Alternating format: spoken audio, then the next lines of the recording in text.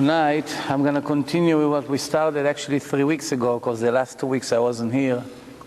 I was away in Dallas, and then I was away in seminar. But Baruch Hashem, I'm glad to be back. And we will continue with few lectures that I wanted to speak about emunah, about faith, about confidence in Hashem. When you search today, carefully, what is going on in the world today, you're going to find something very, very interesting.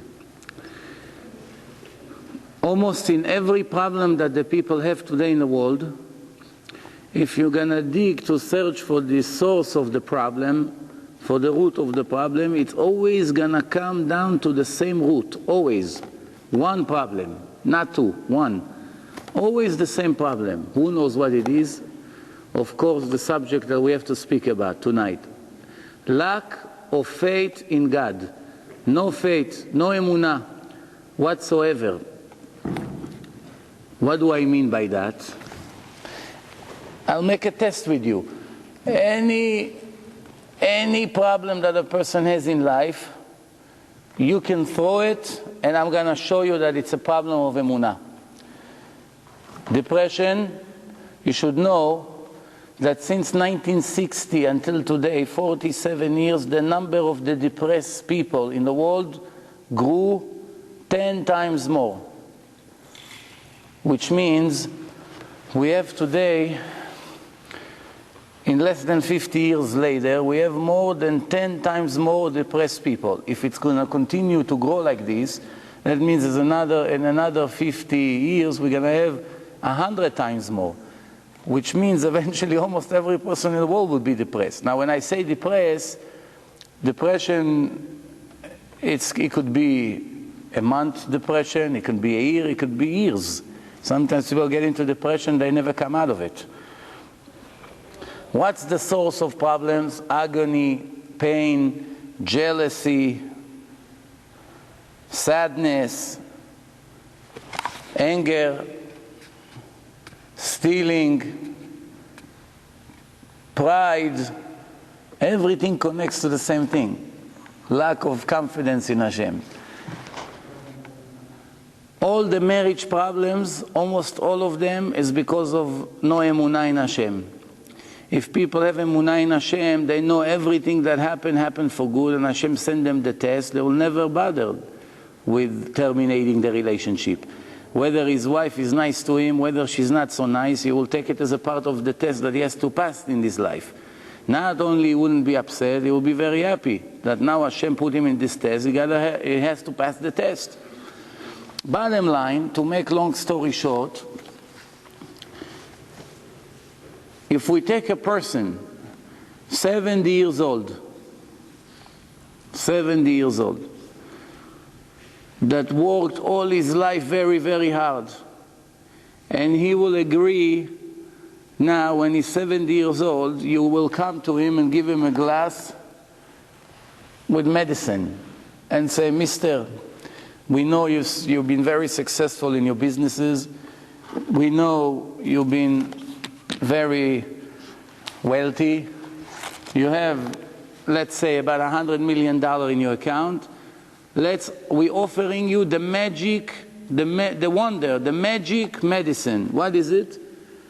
If you drink that, you will never have worry, agony, pain, stress, jealousy, a confidence problem. You're never going to be insecure. You'll be very satisfied, and you will have perfect happiness with one glass of medicine. But the price for that will be $99 million. So he has $100 million, and they're offering him after 70 years in order for him to live for the rest of his life, which nobody really knows how long it's going to be. It could be a year, it could be 5 years, it could be 10 years if he's lucky. אם בגבורות 80 שנה, let's already consider more as a gift, as an extra years. After 70, every day of your life is extra. Up to 70, it's average. Got to 80, that's already gvurot. That means it's a bonus. I'm not talking of those who make it to 110, 120. They already have a combination of bonuses, one after the other. But we're talking someone 70 years old. They're offering him all the list of the things I say. Perfect happiness, no anger, no agony, no pain, no jealousy, no worry about anything, no stress.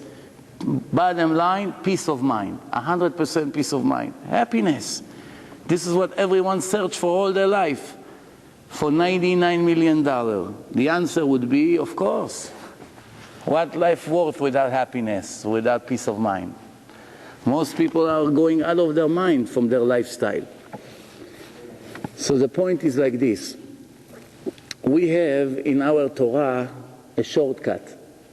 It's very, very fast and it's very, very cheap. Mamash, an opportunity of a lifetime. 1 month of serious study when it comes to Emunah, 1 month, serious study, few hours every day, push it into your subconscious constantly, and you will have $99 million in your pocket. Because you would pay any amount of money if you had to get to peace of mind. So comes the Torah and say, pay attention. If you're going to have confidence in me and you know that everything is by me and I supply you with everything you have and you never worry about tomorrow, nobody in the world will be happier than you. What's the key to gain happiness? The more your emunah is growing and become more substantial, your happiness constantly is growing. It's parallel. This and this going together. One depends on the other. Most of our problem comes like this. If you bought a computer today, the computer, it's only the hardware. Now you have to put in the software. You're going to decide what combinations the computer will be able to do for you. If you want, for instance, you want to do math in a computer, so it needs software for math. If you want an engine to search for things, so you need either connection to the internet, you need to put some kind of software in order for the computer to be able to function in this way or that way. That's up to you. However, if you're putting a software with a bug or a virus or as a mistake, whoever programmed that software made a mistake, small simple mistake, then the computer freezes. The computer doesn't work. The computer will not fulfill the functions that it was made for. The computer can be a $5,000 computer, a very, very good computer that just came out, whatever, with all the extra technology that they make every day is something new. Problem with the software, the computer is really worthless. I don't have to tell you that sometimes people just bought a computer, 1 or 2 emails, the virus went on a computer and destroyed it. That's it. Computer cannot be fixed. Why do I tell you the story about a computer? Because in our life, our brain is the hardware, it's the computer, and what we are pushing into the computer, that's the software. The problem that we have right now is that the brain is a robot. He doesn't know anything. He's programmed in a certain way to work. What you push in, this is the way it works. So I'll give you an example. If you're going to talk to your brain every day and say, I'm lonely, I'm miserable, my life is worthless, this, all the time you're going to say it, the information goes into your computer is, you're in a serious problem. So what's the way the computer reacts? The computer reacts in agony, in pain, in stress, white hair, nerves problem, anger, all kinds of things. If you're going to say to the computer, oh, I lift very heavy boxes, I hope I didn't hurt my back, the computer gets nervous and the computer starts sending through the nerve system pain into the back. Why it sends pain? Because this is the way God made it. God made a computer to function in trillions of combinations. How is it going to work? It depends what information you push in. Most of our problems in life is that we let the computer receive the wrong information, and that's now a chain reaction. Since we pushed into our computer a lot of nonsense information, very serious problems, it's a chain reaction. We suffer constantly. For instance, when we went to school, the genius teachers that we had told us that life is about luck. Mazal. Everything is coincidence, luck. You got to be lucky. If you be a thief, make sure you don't get caught. If you do this, the way they taught us about life was everything against the truth of life. Nothing but the truth over there. There was no truth over there. Over the years, we constantly push the wrong information into the brain. So the brain is functioning according to the information we put in. For instance, when we left the house in the morning and we got to an accident, the computer automatically sends the message that if you would leave 5 minutes later, it wouldn't happen. But that's nonsense. It has nothing to do with what time you left. It was all planned because Hashem wanted you to have that test. Since the computer doesn't have the ability to send you the right information, because you never enter the right information, because you don't believe, when you enter the information, you enter it into your brain that this accident is coincidence. Somebody stole from you, you have to take revenge on him. He's the thief. You got to go into a war with him. You got to take him to court. You have to fight with him. You have to break his head. You must do something about it. You send him the mafia to collect. This is the way you've been trained all your life. So the way your brain is working is that you walk in a world with millions of enemies around you. Every person is a potential enemy. However, for instance, if you would educate your brain that nothing in this world can hurt you but yourself, everything that happened to you, you actually cook and now you have to eat, then right away nobody in the world will be your enemy. You would not have a problem with one person all your life. Why? Because this person is a shadow, is nothing. It's dust in the wind. He took a gun and shot at me. It wasn't really him. Hashem shot at me right now to wake me up. I lost my money. Hashem sent his hand and took the money out of my pocket. How did he do it? Through that guy. Why Hashem himself didn't come and take it from me? Because the way Hashem runs the world is like a game hide and seek. Hide and seek. You know how the kids are playing? They're hiding, and one has to find them. So if a person is hiding very well, you can never know he's around. But he does things behind your back, but you don't know he's around. Same thing, this is the way Hashem is playing with us. Why Hashem does it to us? When Hashem created the world, he wasn't really hiding. He was open and in front of everyone. In the Exodus of Egypt, people heard his voice, people saw the miracles. Moshe took a piece of wood, threw it into the water became sweet. People saw right away Hashem is around. Later, the Torah says, Bayom ha'u aster astir panai mihem. There will be a time that I will be so disgusted by the way you behave, where at that moment on, I'm going to go and hide. You're not going to be able to find me unless if you're going to search very, very severely. You're going to have to check. You're going to have to work very hard to find me. And this is the lecture tonight. How do you find Hashem? So we have to go back to square one.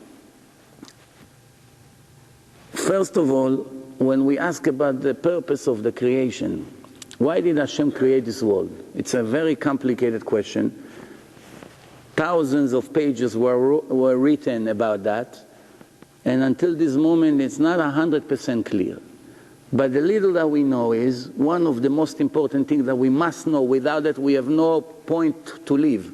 Life is worthless without it. Is that Hashem is anxious, if we can use that word, anxious that his children will be very close to him. But there is a rule, there's a system here. Even though the father is very anxious that his son will be close to him and depend on him and speaks to him in every moment of his life, whether he's in a car, whether he's in a shul, whether he's on the road, whether before he closes his eyes, whether he's in a business, before the meeting, after the meeting, in every second that's possible, instead of wasting his time reading newspaper or watching sport and all the nonsense that people do today in today's life, Hashem is anxious that you speak to him. Call him, scream to him, cry to him, beg him, ask for help, only from him. That's one thing that Hashem is very anxious. Second, Hashem is very anxious that you will recognize that there's nothing but him in this life. Nothing. All the people are here, it's all an illusion. Nobody can hurt you, nobody can steal a penny from you. and nobody can either harm you and nobody can help you. It's all an illusion. What you really think that the messenger found you a job, it's nothing to do with him. Hashem gave him a gift. What was his reward? That Hashem gave him an opportunity to be a good messenger and find you the job. But Hashem did everything. He was only the postman that came and served you with the paper. If you won the lottery, the postman come, knock on your door, here, sir, we have good news for you.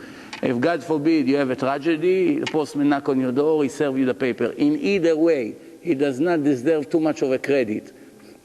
He is only a messenger.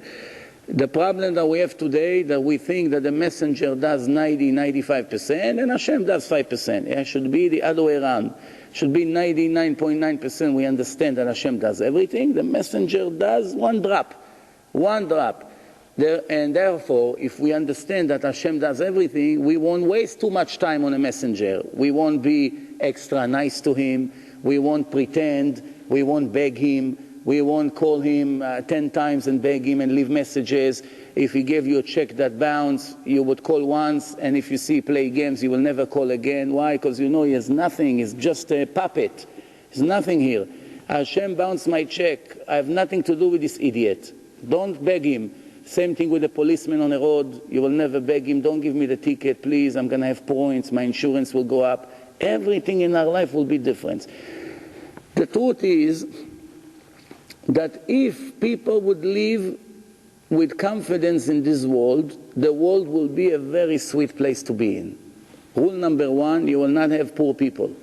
Why? All the billionaires that keep all the money for themselves will share to everybody. The Jewish nation has more money than they need. Way more. The problem is that the 5, 6, 7, 10% of the billionaires that got hundreds of millions or billions or sometimes even more than that, they give a little bit and they keep almost everything to themselves. Why they keep everything to themselves? Because their psychology is that I don't have enough. I'm in a competition with all the others. Very rarely we find somebody that make billions and give almost everything out and leave himself just enough to live comfortable life. Very rarely, few in a generation. You can count them on one hand. He should have been with every billionaire like this. The billionaires unfortunately had a lot to learn from this guy, Gates, that already been giving out billions. If they behave like this guy, the Jewish nation will be in a very good condition. You would not have any beggars on the street. Nobody would have to have problems sleeping at night. There will be foundations. There will be kosher rabbis handling those foundations. Every poor person will have problems, will get a budget. Everybody will have comfortable life. Why are we suffering so much? Because the 10% stole all the money from the 90%. That's another problem. Second, people would live, if the world would have confidence, you would not have any thieves. No murderers, no angry people, no problems in traffic, no jealousy. Nobody would harm anyone, no revenge, no court, no problems, no lawyers. The doctors would hardly have what to do. Most of the jobs that the doctor have today is people panicking. Really, the truth is that only in very rare cases you need to go to the doctor. Today, every little beep that the baby makes, the mother is already 3 hours by the doctor. Every 2-3 days she's by the doctor. That's lack of confidence. No confidence in Hashem. The doctor will save my son. He has a fever. He has ear infection. Every 2 days she's by the doctor. A little bit more confidence in Hashem, nobody needs doctors hardly. Only when it's really no other way, then the Torah gave permission to go to doctors. Another way the world would be a very good place to be here is that people would live very modest life. Nobody would like such comfortable life in this world because everybody would understand that what Hashem promised, that the real life will start only after death. Nobody would waste so much time of building buildings here and pretending that he is the king of the world and going into vacation and another vacation and buy a boat. All this nonsense will disappear from the face of the earth. Even the goyim wouldn't waste time on it. So I'm just giving you a few examples. Because we enter the wrong information into the brain, the world is a mess. No order, agony, pain, crime, problems. Almost every person is a liar. almost, if you look at the average person today, he says in the average day more lies than truth. Every day. Almost every phone call is a lie. Almost every salesman is a liar. So many people are living in a lie. People are phony. People are forging. People are lying. People are pretending. All this comes from what? No confidence in Hashem. No confidence in Hashem. Confidence in Hashem? Why should I pretend? Why should I steal? Why should I lie? Why should I pretend? Why? It's against me. I'm going to be punished to get punished in the end. All that show that I put, even though it looks right now I was very successful pretending and the person fell into the trap, eventually I'm going to lose big time. It's only an illusion that is successful because it is a part of the free choice. Where is the proof in the Torah that Hashem is very angry on a person that doesn't have confidence in him? Who knows? Where? There's a story in the Torah that leaves no doubt. Yosef is one example. Where else? Who else? Who knows? Moshe. That's already questionable. Go ahead.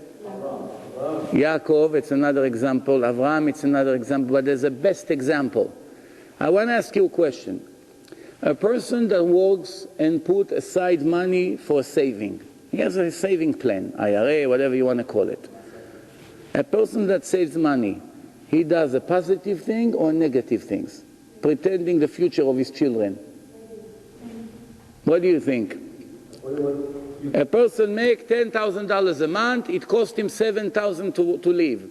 What does he do? He takes $3,000 every month and put it in a saving, in a safe, in a bank, in a special saving plan. Is this a mitzvah or is this an avera? Or none? None of them. What do you think? Huh? What do you say? Depends where he's putting it. He's putting it towards the truth is, this is a reason for Hashem to be very angry at you. Where do we see it in the Torah? When Hashem said, every day I'm going to give you enough man, enough bread for what you need. Do not keep anything for tomorrow. Not for another 10 years, for the next 5 years, for the 30 years plan. For tomorrow, another 5-6 hours you keep for the next meal. Now it's night. Now, right, we are on Sunday night now. It's already Monday according to Judaism now.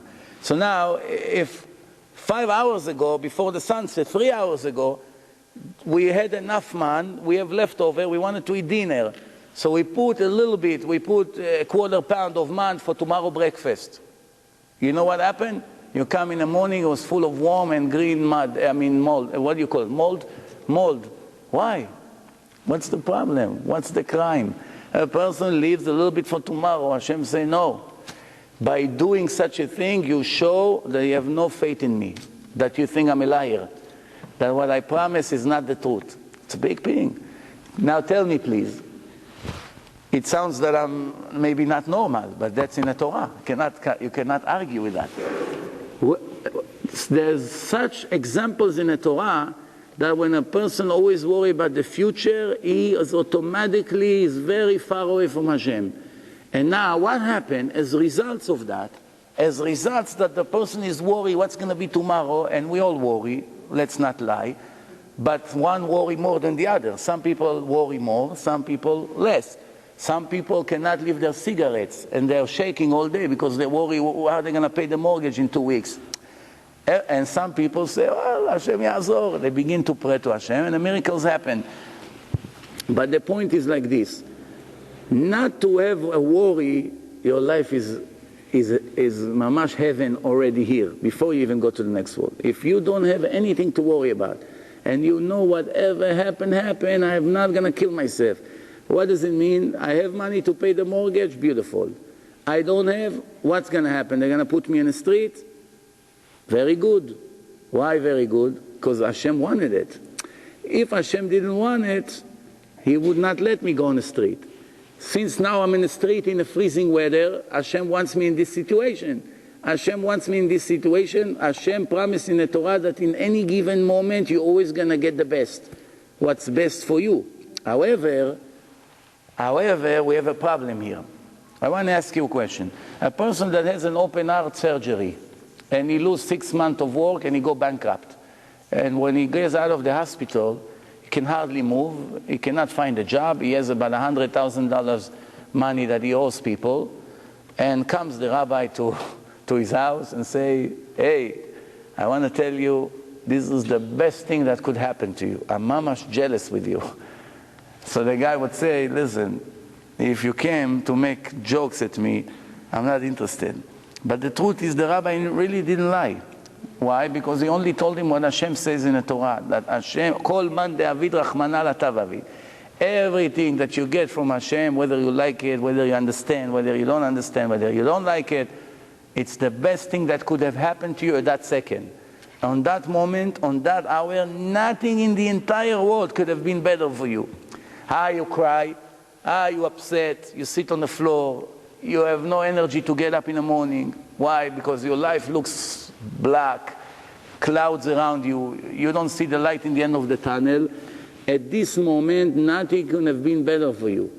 The fact that you don't understand that it's good for you, obviously you understand that we are limited. We have no way to know what's good for us, what's bad. Some of us thought that our life is great until one day we found out there was all illusion. Some of us thought that our life is terrible until in the end we realized that it was the best thing happening for us, but we just didn't realize. So nobody can swear that what he is going through right now is really going to be productive in the end. There's no way to know. Only Hashem, after many, many lives, will prove to you that in any moment, if it would be indifferent, your life would be a million times worse. So the question is, when the Rav told him all that things, after he came up from the hospital, so he should be now happy or he should be upset? Depend. Now, for sure, the thing that happened to him was the best thing that could have happened. The best. However, there's one thing he should be upset about. What sins did I made that Hashem needed to send me 6 months to the hospital to clean those sins? Obviously, Hashem could have reacted in a much worse way. And Hashem chose right now to give me with His mercy that this is what I need. It could have been a lot worse. But I brought it to myself. I got to be upset. What I brought to myself, it could have been better. Now since it happened, it's too late. What's the solution? Tshuva and prayer. There's nothing else you can do. You have to pray to Hashem to ask for forgiveness, and you always have to ask in every open second of your life. I'm telling you, it's not fanatic, it's not too much.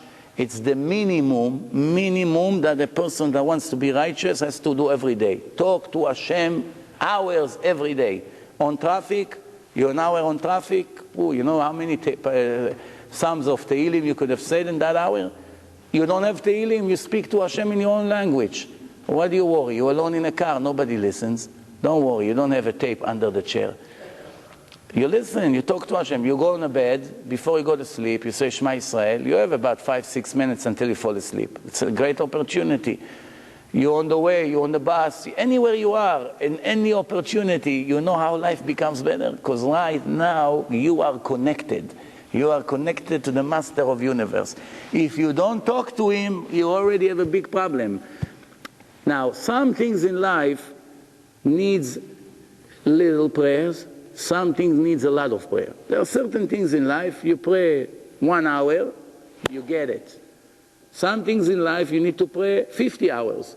Some things in life you need 500 hours. Certain things in life you can pray 40 years until Hashem agrees to give it to you. However, what happens if a person pray for something that for that Hashem decided in order for him to get it, he needs to pray 2,000 hours. And the person over his life pray not 2,000 hours, 1,800 hours, and he died. What happened to the 1,800 hours?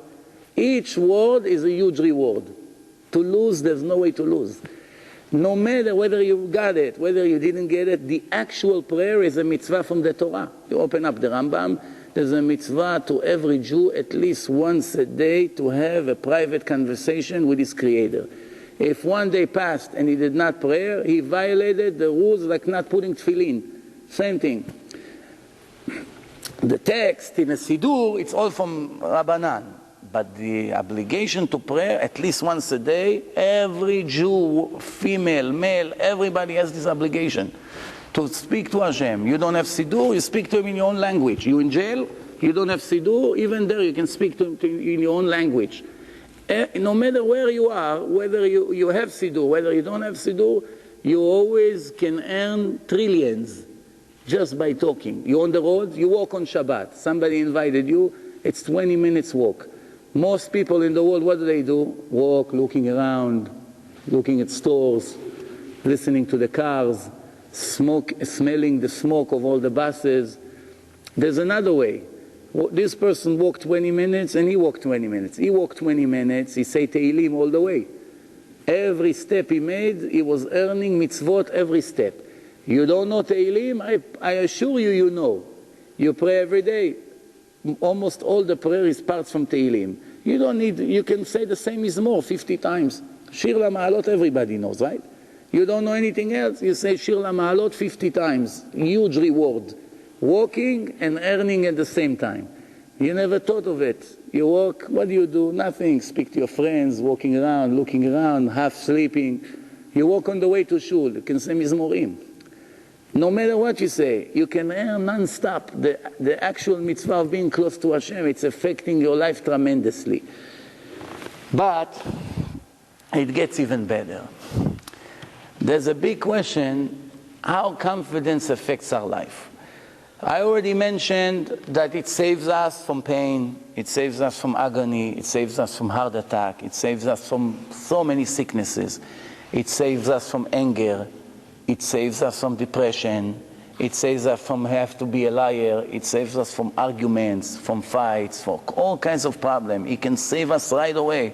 With 1 month of efforts to elevate our level in confidence, our life can be sweet, mamash sweet. Peace of mind, everything. But it's something even better than this. Did you ever know that everything you can get in life, it's 100% in your hand? Did you know that?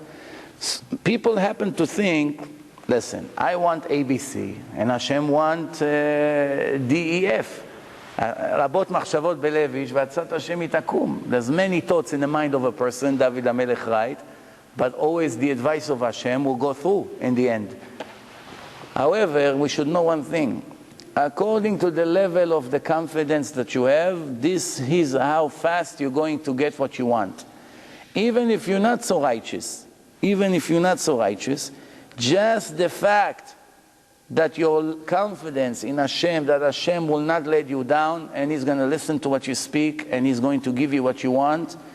If you show Hashem that you have nothing but Him, you're not begging anybody, you're not killing yourself, you're not working 3 shifts, you're not working until midnight. You say to Hashem, first of all, Hashem, what needs to be done? Now I have to pray, I have to pray. After that I have to learn, I have to learn. I have an appointment, I'm losing money, I'm losing business, that's nonsense. Nobody in a history ever lost a penny or anything that you can call it a loss by listening and doing the wish of his God, of his Creator. It's impossible. Hashem is not worse than us. If somebody is doing everything we tell him, if we have a business and we have an employee that listens and is very faithful to us, he does a lot for us, he gives up some of his free time, he stays in his lunch break sometimes when he sees it's very busy, he cleans even when we don't tell him, he is trying to satisfy us as we are the boss, he is trying to satisfy us very much, even when we're not asking him to do it. What's our reaction gonna be? We want to harm him or we want to benefit him? What's the common sense? Even if we're not such good people, even if you're not a good person, even if you're cruel, even if you're arrogant, whatever you are, just the fact that you have 2 employees and one is trying very hard and the other don't care, you want to benefit the one who is doing for you, no matter who you are. You agree?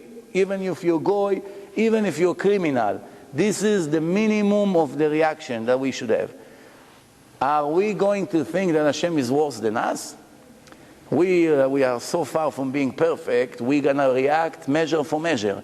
You're good with me, I'll be good with you. You'll be bad with me, maybe I'll be bad with you, which is also bad. But the fact that if you be very good with me, it's going to be very difficult for me to return bad to you. I have to be very ungrateful to return to you bad for the good you did for me. Am I better than God?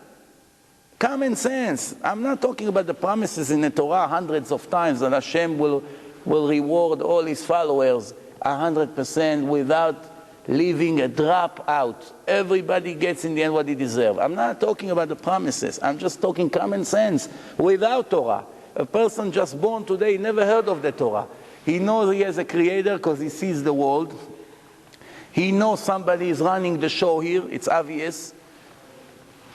And what's going to be now? I'm going to do positive things for humanity, and I'm going to lose because of that? It's impossible. Nevertheless, when the Torah comes and say, my friend, the more you do for me, the more I record and put in your file. There will be a cash out day. One day I'm going to come and reward you in your end. The Torah says, "La'atifcha ba'acharitecha," to reward you in your end. When is it going to be the end? Only Hashem knows where. But one thing we know, that there's a promise. So that you should know, remember again, a person first has to do what needs to be done. Later, if he has time left, he's going to work. He's going to make meetings, he's going to make some efforts. But as long as he fulfills his obligation, whether he's a man, whether he's a woman, plus if he's going to have some time for business, do business. You hardly have time for business, so you work 2 hours a day. It's a big mistake to think that you need to work more than 2 hours a day, because if you're not going to work more than 2 hours a day, Hashem is going to be limited and he can only send you $20 a day, because that's what you make, $10 an hour. So if you work 2 hours, you're going to make $20 a day. If you work 4 hours, you're going to make $40 a day. Someone who thinks like this is a big Rasha. Big Rasha. He has no confidence in Hashem, and he doesn't understand about the way Hashem runs the world. Plus, he's ignorant, because what he's thinking is against the Torah. The Torah never say ever that if you're a genius, you're going to have more money. That if you have a master from Harvard, you're going to make more money. That if you're going to be healthier than your friend, you're going to make more money. If you be stronger, you make more money. If you be wiser, you're going to make more money. Where? Where does it say it? Where in history you ever saw one prophet or any book in Judaism that indicate that the more efforts you're going to make, the more money you're going to make? If any, it's exactly the opposite. The more efforts you put, you're hurting yourself. And that's what people don't understand. People who went to colleges and went to exams and another master and another degree and this and that and meetings and phone calls and working until midnight, flying around, and in the end they made $10 million. When they come to Shamayim, I promise you, Hashem tell them, you made 10 million, you could have made 20 million by working 1% of the time you work. Now what's the difference? Yes, you made your 10 million. You could have made it with investing almost nothing if you only had faith in me. And you know that what I promise, I'm going to keep my word. And then you would have also Torah. Now you only have 10 million, but you don't have Torah because you never had time to learn Torah. And what's the Torah say? לעולם יעשה אדם תורתו קבע ומלאכתו ארעי. There's an halacha. Every Jew must make the Torah and the mitzvot his life, the main thing of his life, and business as a secondary thing, not important. By the way, like a hobby, it's a secondary thing. Why? We have to put a little bit efforts. The Torah says you are going to make a very little effort, and I'm going to do the rest for you. We should know, I once told you, that's maybe the time to give you some of the stories that I told you in the last few years, for those who heard those stories in the past. Now it's the time to put them together. You may think that nature, it's nature. Logic is logic. We have to behave according to the laws of nature. What do you want from us? We know, for instance, if we're having a flight at 12 midnight on Motzei Shabbos, and we have to get from Monsey to Kennedy Airport, and now it's already 10:30, let's say, we might as well not leave. Why? By the time we get to Kennedy Airport, if we're lucky, it will be 10 minutes before the takeoff. By the time we go to security, by the time they open the suitcases and take our shoes off, and who knows what lines it's going to be, you're never going to make it to the plane. You have to be there 2 hours before or 3 hours before today. And you only left an hour and a half before the takeoff, and you have about an hour and a half ride. What's the point of leaving? Most Jews in the world would not leave. They'll call and ask when is the next flight. But however, I know one Rav, I told you once about him, he had exactly the same case. My friend is not here anymore, he's in Israel by now, but that story is more than 12 years ago. Midnight, he has a flight midnight, 12:30, that's the flight. Shabbos ends in Muncie, it's always later than Queens, at least by half an hour. So almost by the time you come out of shul, it's 10 o'clock. Especially this Rav praying very long prayer. And he's the last one who finished. Everyone already finished Havdalah at home, he's still in the shul praying. But he has a flight to catch. And he comes 7 months out of the year, he goes from one place to another, he's collecting money for his yeshiva. He has a yeshiva in Bnei Brak, 700 children. Very successful. He did a lot in his life, this person. So what happened? By the time he finished praying, by the time he gets home and he sits with his Havdalah, it's already 11 o'clock. He tells my friend, Benny, now we're ready to go. And this guy is very nervous. We're not going to make it. How are we going to make it? There's no way to make it. By the time we get to the airport, we're going to see the plane took off. So this guy, Benny, is thinking now I'm going to spend 3 hours of my time for nothing. So he said, Kvod Harav, why don't you call and postpone the flight? You know, there's no point of leaving. So he said, what are you, the new boss of this world? This is real now, real. It's not going to make a fool out of him. His time is also valuable. Are you the new boss of this world? So he said, well, what's the point of living? How are we going to make it? He said, if I have to be there tomorrow in Israel, then I'm going to be there. Why? I didn't sit here and drinking tea. I didn't go to sleep. I had to pray. I pray as usual. I have to do Havdalah. I do Havdalah as usual. Why? First comes the mitzvot. Later, if I have time to get to the plane, very good. If not, I'm going to stay another day. But that's already not in my territory. I'm not the new God here. I have obligations to do. I fulfill my obligation as I normally do. Now I'm finished. It's 11 o'clock. There is a 1% chance that I'm going to make it. That's it. The rest is not in my hand. This is the way he lives. This is the way he lives, this person, all his life. So they get on the road. I don't have to tell you the feeling if you're the driver. You know you're going to drive an hour and a half each direction for no reason. He's driving, trying to drive fast. At least maybe there's going to be a chance. So he tells him in the middle of the way, why are you rushing so much? It's dangerous the way you drive. Drive slow. Drive normal. You see, 55, don't drive too fast. So, Rav, we don't have a chance to get there. So drive normal. You don't understand. It's not in your hand or in my hand if I'm going to make it or not. We're only living according to what Hashem wants, not what we want. So now he tried to drive slow. They get to the terminal over there, El Al terminal. They go inside. I don't have to tell you now what's going on. The time of the takeoff is over a few minutes ago already. The plane supposedly took off. They come to the tellers over there, you know, the El Al, the desk. Nobody is there. Quiet, empty terminal.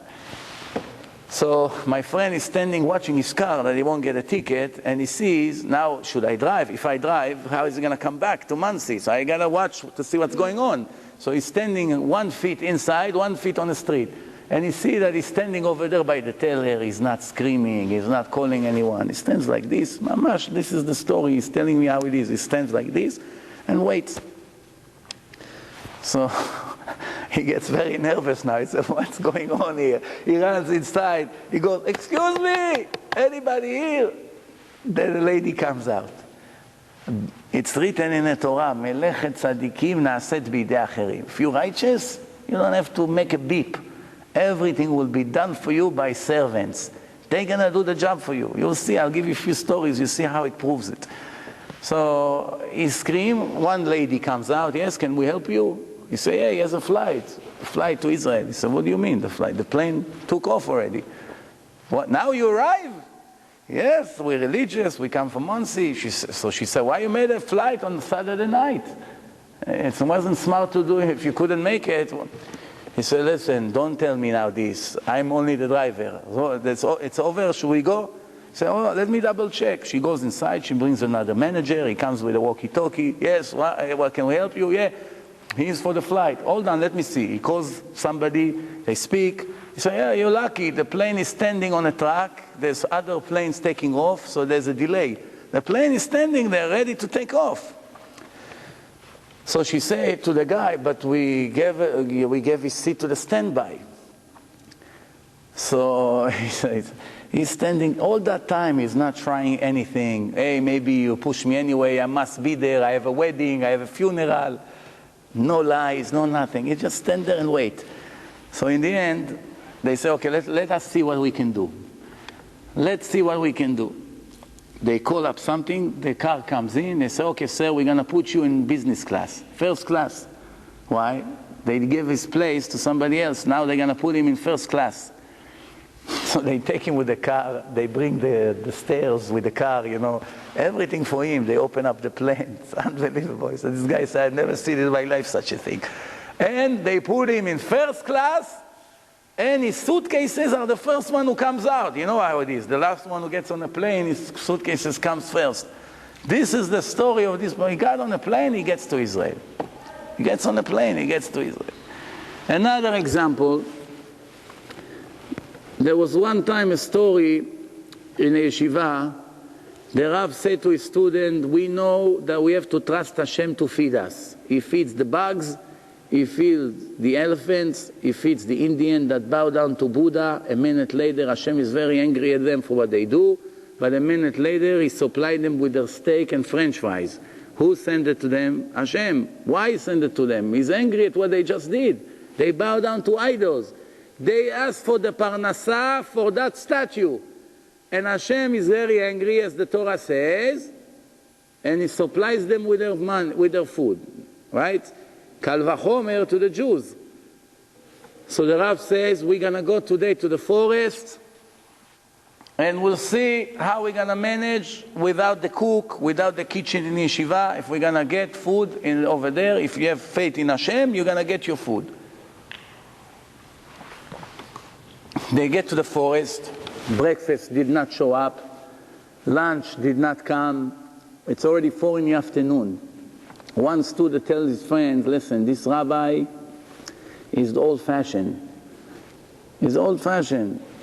It's 4 o'clock already, we never got breakfast. Where is Hashem sending us food here? Hashem is not sending us anything. Let's go back to the yeshiva, let's eat.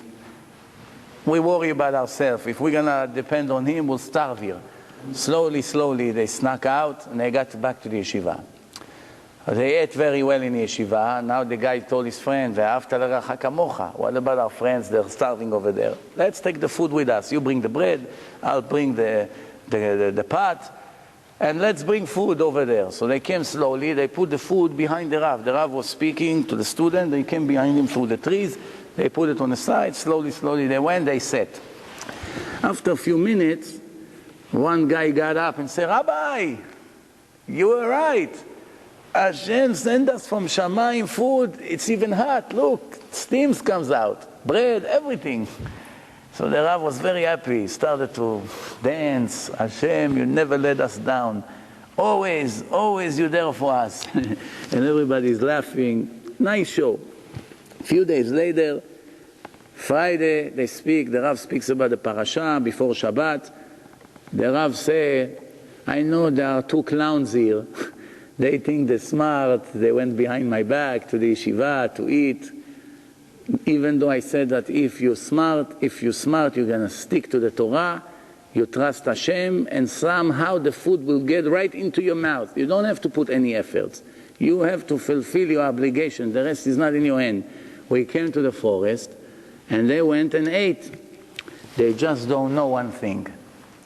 Because they are the only 2 here in this yeshiva that didn't have faith in Hashem. So what did Hashem do to them? Hashem used them to be our servants, to go get us the food. You understand how it works? מלאכת צדיקים נעשית בידי אחרים. If you and your friend, one have confidence and the other don't, Hashem will take the other and make your servant to serve you. He's going to run for you, he's going to drive for you, he's going to bring your car, he's going to take the things to the tailor. He's going to suggest, he's going to do it for you. Why? Because you had faith in Hashem and he doesn't. So one other thing we learn now, the more we have confidence, the more we're going to get. So we better hurry up to try to work on this confidence. One other thing is shidduchim. The most common problem in the Jewish world today is singles. So many thousands of guys older than 35 and girls never got married so far. Is it coincidence? Of course not. It's a punishment. It's not coincidence, it's a punishment for the way we behave. Since most of the people in the world are not modest, and the value of marriage went tremendously down, marriage is not worth what it used to worth, Hashem is not so anxious to make a lot of marriages. Why? 70% of the couples get divorced anyway. What's the big deal here? Maybe it's better not to. You know the joke that in Israel, when you go and register for the Rabbanut, you have two offices, one for marriage, one for divorce. So one rabbi was sitting over there reading Tehillim, so one couple came and said, hey, why don't you take a number in the next room? It will save you a lot of headache in the future. So they look at the sign, they say divorce office. So this is what you're wishing us? What kind of rabbi you are? They say, trust me, I'm not wishing you any bad. Statistics don't lie. 70 out of 100 couples who come smiling to this room, showing up within 4 years, crying to this room. The problem is that when they come, they have to start the process, which takes about 2 years. There's a line here. I'm offering you now to already register. You use it, fine. You don't use it, even better. But at least when you need it, you don't have to wait that long. Unfortunately, it's so right. So that's a problem. However, even though it's a curse, even though Hashem did it that way, even though of course we deserve it, because nobody gets something unless if he deserves it, if not from this life, then from his previous life, but he deserves it. En Yisurim belo chet, it's a rule in Judaism, you must believe in it. En Yisurim belo chet, nobody has to itch his head if he did not make a sin. If a person was 100% clean, he will never shake, he will never be cold, he will never sweat, he will never suffer any kind of suffering. Even looking for a coin, you're looking for a quarter and a dime came out, another minute until you found a coin to speak on a payphone, even that you wouldn't get. Every aggravation that you have in life, it connects to some kind of sin. A word, a curse, not waking up in the morning, not giving up tzedakah, not keeping Shabbat 100%, not having confidence in Hashem. This is all the sins, one after the other. So, if a person sees that he's already 35, 40, and he's not married, what's the solution? And only one. There's only one solution. Only one. If he's not going to have faith in Hashem, he's going to run from one shadchan to another, one office to another, running here, putting an ad there, making hundreds of phone calls, running around to single parties that they're fooling him constantly to take away his money. No matter what, nothing is happening. 5 years, 10 years, 15 years. I know so many of those 20 years attend to these single parties. 500 boys, 5 girls. That's how it is for 20 years. And the Satan is blinding him. He doesn't see anything. He doesn't see. You know what's the solution? There's only one solution. You lock yourself in a room, you read an hour or two the whole book of Tehillim, and you begin to cry. Hashem, I don't want to die single. I want to have a wife. I want to make mitzvah p'urvu. I'm begging you, don't leave me like this. That's the only way. And if this didn't help, then you know it's the best thing could have happened to you. That's the test in life. To die single, without children. Hashem doesn't need you to have children. You already fulfilled your p'urvu in your previous life. Now your life is about a different kind of life. If you beg and you did everything, you know that you did everything you could. Nothing else is in your hand. Of course, I'm not talking about someone who makes sins, making all kinds of sex crimes. Somebody like this, one little sin can postpone this shidduch by another 10 years. You have to understand. There's no, those people who think they're going to continue to live with their sin normally, and just by crying and praying every day, they're going to solve the problem. It's a big mistake. The first thing is sur mira. First of all, remove your way from the evilness, from the bad sins. And then va'aseh tov. Sur mira va'aseh tov. Now I'm going to give you a few examples from this great book that came out. The Rav, the Mechaber, in his introduction, this is what he writes. Pay attention. This book revived many people, made them happy, made them stronger. Sick people became healthy. Depressed people came back to life. People who lost their happiness in life are very happy today. Everybody who read that book testified that this book brought him peace of mind and energy, and he just could not leave the book for a minute from his hand. In many yeshivot, they decided to learn in this book almost every day, not almost, every day. Students, professors, even non-religious people testified that from all the books they read in their life, this was the book that they made the most impact on their life. It's simple, it's clear, it goes direct into the heart. Some of the most righteous rabbis of this generation says about this book that the spirit of Hashem is spilled in every page of it. And when you read it, it's like food for the soul. And it's reviving the soul. It's a big mitzvah to print it and spread it around and make sure that every Jew will get it. And the rule is like this: book that was blessed and everybody who read in it compromise it, whether he's young, whether he's old, in every corner of the world. Even Gentiles, Goyim, that read parts of it, because this book is in English as well, here in New York. It's called Garden of Emunah, for those who didn't understand which book I'm talking about. It's a mitzvah to read. It's a combination of all the sources of Emunah and confidence in Hashem from Jewish literature.